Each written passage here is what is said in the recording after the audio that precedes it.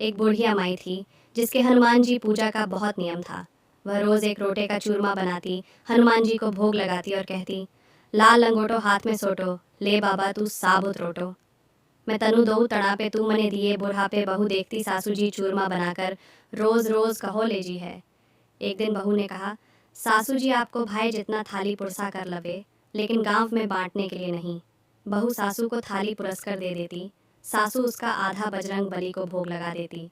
अब बहू सासू को चौथाई भोग लगा देती, चौथाई थाली देने लगी तो पूरा भोग लगा आई। अब बहू ने देना बंद कर दिया। सास भूखी प्यासी कमरे में बंद हो गई। रात को हनुमान जी आए और बोले, लाल लंगोटो हाथ में सोटो, ले माई तू सांप तो रोटा। डोकरी माई ने रोटा लेकर चूरमा बनाया, बजरंग बली के भोग लगाया और खुद खा लिया। इसी तरह दिन बीतने लगे।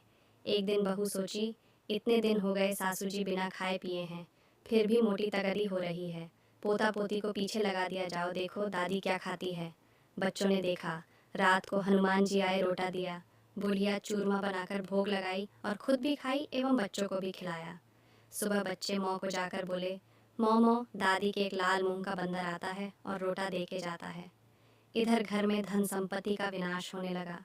दूसरे दिन बहू रात को चुपचाप देखती रही। जैसे ही बजरंग बली आए, बहू ने उनका पांव पकड़ दिया लिया। बजरंग बली बोले, अरे पापिन, मैं बाल ब्रह्मचारी हूँ, तू मेरा पांव मत पकड़ रे, मुझे छोड़ डाच दे। बहू ने कहा, आप मुझे माफ़ कर दीजिए, तभी मैं पांव छोड़ूंगी। हनुमान जी ने कहा, तूने मेरे भक्त को पूजा करने से रोका, अब मुझसे क्यों माफ़ी मांग रही हो। उसने कहा, मेरी आंखें खुल गईं, अब मैं मना नहीं करूंगी और हम सभी मिलकर पूजा करेंगे।